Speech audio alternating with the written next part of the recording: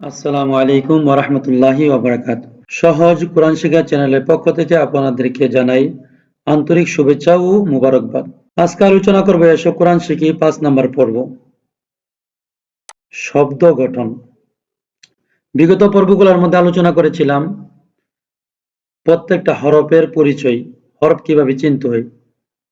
আর আজকে আপনাদেরকে দেখাবো ২টি হরফ মিলে যখন শব্দ গঠন হবে তখন ওই শব্দটা আপনারা কিভাবে পড়বেন। দেখেন এখানে লক্ষ্য করলে দেখবেন একটা বা আছে, স্পষ্টভাবে দেখা যায়। বার সাথে একটা আলিফ আছে, এটা কিন্তু হালকা কালি দিয়ে লেখা, হালকা দেখা যায়। এর মানে হচ্ছে এখানে বা আর এখানে হচ্ছে আলিফ। বা এবং আলিফ মিলে কিন্তু একটা শব্দ হয়েছে। আর এখানে হা, এটা স্পষ্ট দেখা যায়। আর সাথে বা আছে হালকা কালি দিয়ে লেখা, এটা অস্পষ্ট দেখা যায়। এর মানে হচ্ছে এখানে হা এবং বা এই দুইটা হরফ মিলে একটা শব্দ গঠন হয়েছে। তো এখানে যে শব্দগুলা আপনারা দেখতে পাচ্ছেন, এখানে শব্দগুলা কিন্তু দুইটা হরফ মিলে মিলে শব্দ হয়েছে।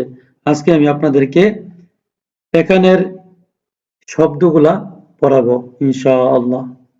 প্রথমে আমরা ডান দিক থেকে পড়ব। বা আলিফ, বা আলিফ। হা, বা, হা, বা, হা, ঝিম, হা, ঝিম,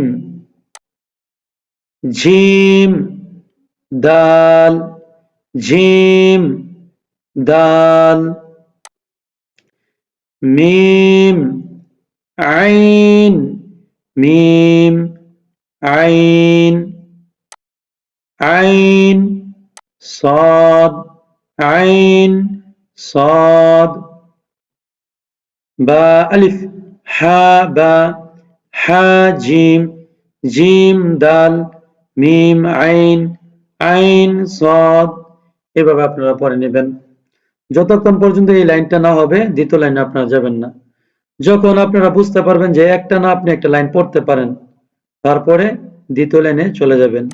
য, লাম, য, লাম, লাম, কাফ, লাম, কাফ, হা, ওয়াও, হা, ওয়াও, লাম, হা, লাম, হা, হা, মিম, হা, মিম,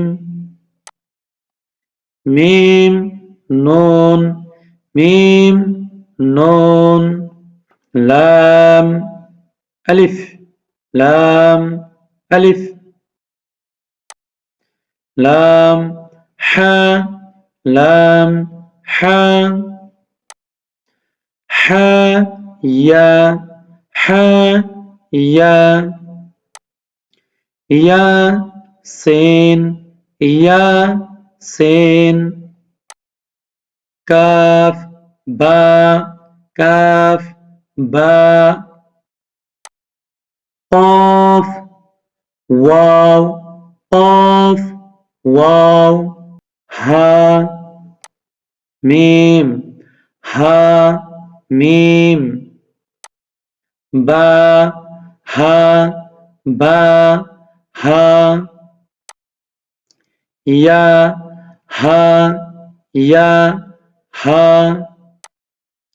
তা, হা, তা, হা, জিম, র, জিম, র, খ, রাল, খ, রাল, صاد, عين, صاد, عين, ضاد, غين, ضاد, غين, فا, جيم, فا, جيم, يا, فا, يا, فا, লাম, হামজা, এখানে হামজা উপরে আছে, নিচে ওয়াও। যদি দুইটা হরফ এরকম থাকে যে নিচে একটা হরফ তার উপর আরেকটা হরফ আছে, তা আমরা উপরে হরফটা পড়ব। লাম, হামজা, জিম, হামজা, জিম, হামজা। যখন এইভাবে পড়ার পরে আপনি দেখবেন আপনার আয়ত্তে চলে আসছে, তাহলে অপর পৃষ্ঠার মধ্যে চলে যাবেন। আর যদি আপনার ক্লিয়ার না হয়, আপনি একটানা পড়তে না পারেন, তাহলে আবার কি করবেন, বাম দিক থেকে ডান দিকে পড়ে নেবেন। বাম দিক থেকে ডান দিকে হরফগুলা পড়ে নেবেন।